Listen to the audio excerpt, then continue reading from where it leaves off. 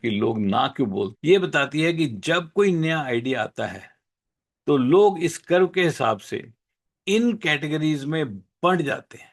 तो उन्होंने बताया कि 2.5% लोगों को उन्होंने नाम दिया इनोवेटर्स का।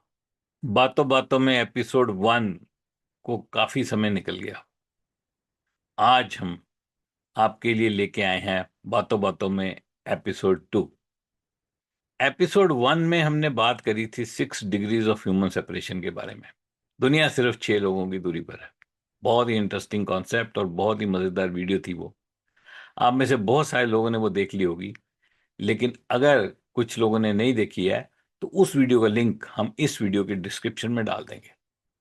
तो आज का कॉन्सेप्ट भी बहुत ही इंटरेस्टिंग है। उसको शुरू करने से पहले मैं आपको रिक्वेस्ट करूंगा कि आप इस चैनल को सब्सक्राइब करो, ताकि हम आपके लिए और अच्छे से अच्छे कंटेंट लेके आएं। और बेल आइकन दबा दो ताकि आपको नई वीडियो जब आए तो आपको उसकी नोटिफिकेशन आ जाए। तो आज की जो हमारी बात है वो एक बहुत ही इंटरेस्टिंग कॉन्सेप्ट है कि अगर इतना ही हम सब लोग जुड़े हुए हैं, इतने कनेक्टेड हैं, हम सिर्फ 6 लोगों से बात करके एक दूसरे की जान पहचान हो सकती है, तो फिर ऐसा क्यों होता है कि जब हम कोई नया आइडिया किसी के पास लेके जाते हैं तो वो ना बोल देता है।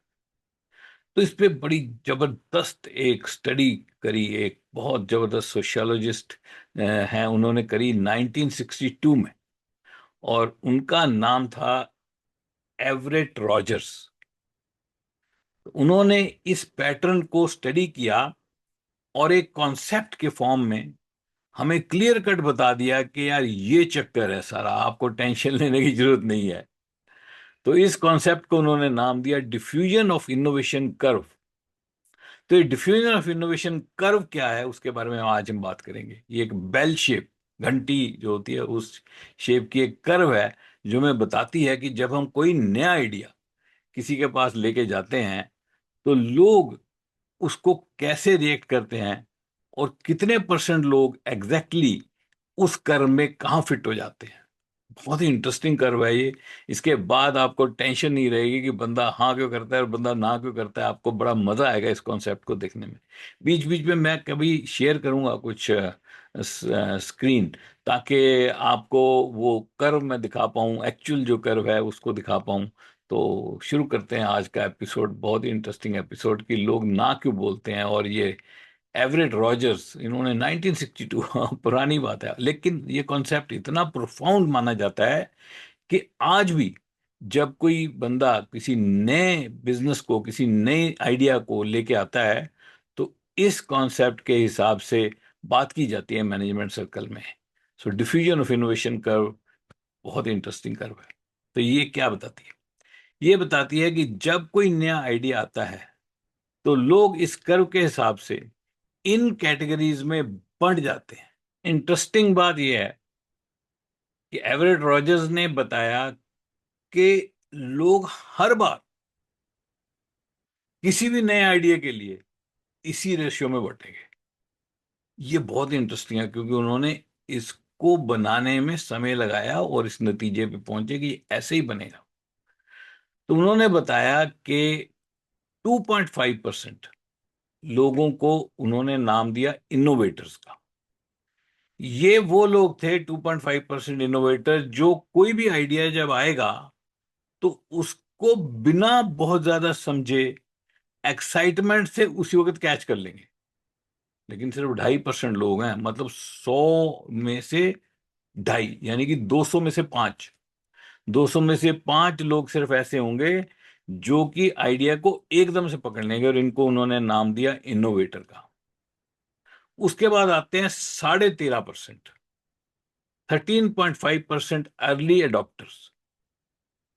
ये वो लोग हैं जो किसी भी आइडिया को, हाँ, उन 2.5% की तरह बिना सोचे समझे एकदम से नहीं, पर थोड़ा सा समझ के बड़ी जल्दी से उसको अडेप्ट कर लेंगे। 2.5% लोग ऐसे हैं जो एकदम अर्ली अडेप्ट कर लेंगे। ये जो अर्ली अडेप्टर हैं, ये इनोवेटर्स को वॉच करेंगे, उनको देखेंगे और उनको देख के कहेंगे यार सही है यार, ये काम ये कर रहा ना, हम भी करते हैं। तो ये 13.5% लोग एकदम से अडेप्ट कर लेंगे, तो उन वो इनोवेटर क्यों है? क्योंकि उन्होंने पहले किसी को देखा नहीं था, वो खुद ही स्टार्ट हो गए। तो ये 13.5% लोग को अडेप्टर क्यों बोलते हैं, अर्ली अडेप्टर? क्योंकि इन्होंने जल्दी किया, लेकिन एकदम से अडेप्ट कर लिया उन लोगों को देख के, इनोवेटर्स को देख के कि उन्होंने कमाल करी है यार, तो हम भी आते हैं। इसके बाद अगली दो कैटेगरी बड़ी जबरदस्त है, और उसमें लोग भी बहुत ज्यादा है, 34% और 34%। पहले 34% को कहा उन्होंने अर्ली मेजॉरिटी। तो ये मेजॉरिटी है, पर मेजॉरिटी में से अर्ली मेजॉरिटी है। तो 34% लोग कैसे हैं? जो देखते रहते हैं कि यार कोई मेरे जैसा बंदा कर रहा है, और थोड़ा सा सोच समझ के, और फिर ये 34% लोग भी वहां ज्वाइन कर जाते हैं। और फिर आते हैं 34% लेट मेजॉरिटी। ये लेट मेजॉरिटी वाले लोग सिर्फ तभी आते हैं जब उनको बहुत सेफ लगता है, यार सब ठीक है, बिल्कुल सही चल रहा है, अब तो चल रहा है, तो वो भी आ जाते हैं। बाकी बचे 16%, 16%। 16% लोगों को नाम दिया उन्होंने लेगार्ड्स का। ये कौन है? ये वो लोग हैं जो रेजिस्ट करते रहते हैं, रेजिस्ट करते रहते हैं जब तक चेंज अनअवॉइडेबल ना हो जाए, कि यार अब तो कुछ चारा बचा ही नहीं। मैं आपको एक छोटी सी एग्जांपल देता हूँ। बड़ी कॉमन एग्जांपल है सोशल मीडिया की। सोशल मीडिया आया, बहुत जबरदस्त छाप छोड़ी उसने दुनिया में। इंस्टाग्राम, फेसबुक, यूट्यूब, ट्विटर, बहुत सारे लोगों ने देखा यार ये क्या नई चीज आ गई है। अब वो जो पहले वाले 2.5% है, वो इनोवेटर, उन्होंने फटाफट अकाउंट बना लिया अपना, चढ़ गए, अपना शुरू कर लिया काम। और उसके बाद 13.5% लोग, वो उनको क्या कहा, अर्ली अडेप्टर्स। उन्होंने इनोवेटर्स को देखा, यार ये कुछ कर रहे हैं, बढ़िया लग रहा है यार, उन्होंने फटाफट अडेप्ट कर लिया। अब बाकी जो लोग थे वो रेजिस्ट करने लगे थोड़ा थोड़ा। वो बाकी के सारे लोग जो 84% बचे हैं ना, वो रेजिस्ट ही करते हैं। वो रेजिस्ट करने लगे, कुछ ज्यादा कुछ कम। कुछ ने तो, जैसे जो लीडर्स थे, उसने अपनी टीम्स में कहा यार जाना ही नहीं है सोशल मीडिया पे, नुकसान हो जाएगा, बड़ा बड़ा नुकसान हो जाएगा, वहां जाना ही नहीं है, यूट्यूब देखनी नहीं है।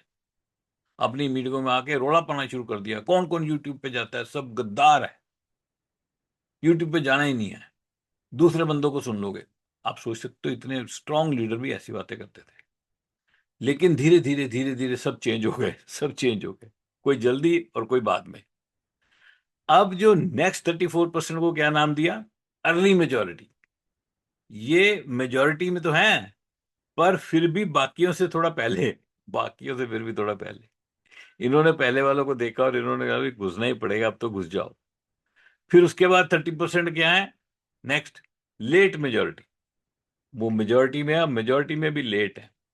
और लास्ट वाले 16% लेगार्ड्स, वो तब तक नहीं आए, तब तक उन्होंने एम्ब्रेस नहीं किया सोशल मीडिया को, जब तक कि इनएविटेबल नहीं हो गया। जब उन्होंने देखा अब तो भाई अब तो गेम ही खत्म हो गई है, सारा खराब हो गया, इससे बाहर होना मुश्किल हो गया है, तो वो भी घुस गए। तो इसी तरह से जब आप किसी से बात करते हो, कहीं भी आप अपना आइडिया लेके जाते हो, तो ये जो है formula, diffusion of innovation curve, ये हमेशा अप्लाई होना है। और आपको टेंशन लेने की जरूरत नहीं है, कोई आपको मना नहीं कर रहा, कोई आपसे बहस नहीं कर रहा। बस उन्होंने इसी हिसाब से अलग अलग कैटेगरी में जाके फिट होना है।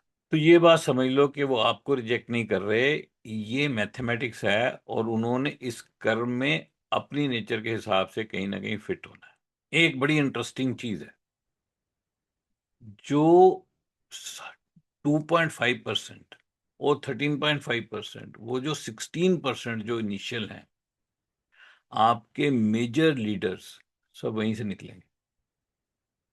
जो बाद में आने वाले हैं 84% वाले, वो कोई बहुत बड़े लीडर बन जाएं उसके चांसेस जीरो तो नहीं हो सकते, पर वो कम रहेंगे। तो उन लोगों के पीछे ज्यादा भागने की जरूरत नहीं है, जो बहुत ज्यादा मुश्किल से इस बिजनेस में एंटर कर रहे हैं। जो कर सकते हैं कभी भी, वो भी कुछ कभी चेंज हो जाए, किसी सेमिनार में आके चेंज हो जाए, कुछ हो सकता है। लेकिन ये एक नोन फैक्ट है कि जो मेजर बड़े लीडर्स निकलेंगे वो 2.5% और 13.5% जो पहले वाली दो कैटेगरी है 16% वहीं से निकलेंगे।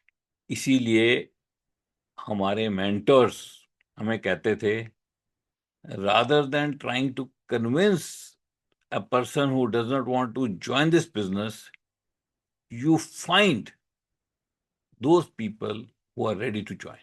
मतलब उन लोगों को ढूंढ लो जो ज्वाइन कर जाएंगे बड़ी जल्दी, क्योंकि वो हैं जरूर, हैं कम मात्रा में, 16% बनते हैं टोटल मिला के, और एकदम हाँ कहने वाले सिर्फ 2.5% बनते हैं।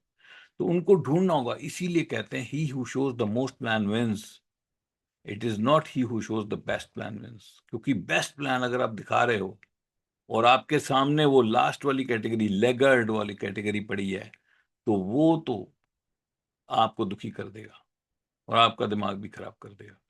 इसीलिए कहते हैं कि you should find people who are ready to join. और ये कर्व आपको ये नहीं कहती कि काम मत करो या घबरा जाओ, ये कर्व आपको क्लियरली समझाती है कि होगा क्या, किस तरह से बिहेवियर होगा। और आगे से जब भी जाओ किसी से बात करने के लिए, किसी को आइडिया लेने, आइडिया बताने के लिए, तो समझ लेना कि इनमें से किसी न किसी कैटेगरी में फिट हो रहा है। और आप अगर आपने अगर ये वीडियो देख रखी है ध्यान से और आपने इस कॉन्सेप्ट को समझ लिया है, तो आप बहुत जल्दी you will be able to make out, आपकी इंस्टिंक्ट आपको बता देगी कि ये कौन सी कैटेगरी में आते हैं, और आप क्लियर हो जाओगे ये हैं कौन। ये इनोवेटर्स हैं, ये अर्ली अडेप्टर्स हैं, या ये मेजोरिटी वाले, अर्ली मेजोरिटी लेट मेजोरिटी वाले 34-34% में आते हैं, या ये लास्ट कैटेगरी लैगार्ड में आते हैं, आपको पता लग जाएगा। सो बहुत ही इंटरेस्टिंग कॉन्सेप्ट है और हमारे बिजनेस पे तो पूरी तरह फिट बैठता है। सो सी यू अगेन इन बातों बातों में एपिसोड 3। एक किसी नई बात करेंगे एपिसोड 3 में, फिर से आपको मिलते हैं। Till then, take a very good care of yourself and keep shining. Thank you very much.